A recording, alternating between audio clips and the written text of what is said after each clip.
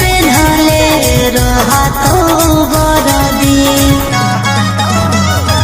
खुले आम करो ही रे छोड़ा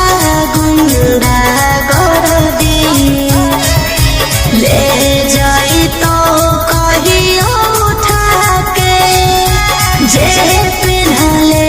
रहतो बरदी एक ना एक दिन करे पड़तो सरेंडर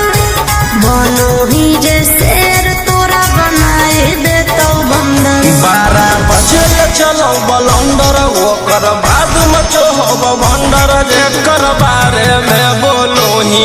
हो रहो हमरे अंदर 12 बजे चलो बलंदर ओकर बाद मचो हो भंडर जेकर बारे में बोलो ही हो रहो हमरे अंदर।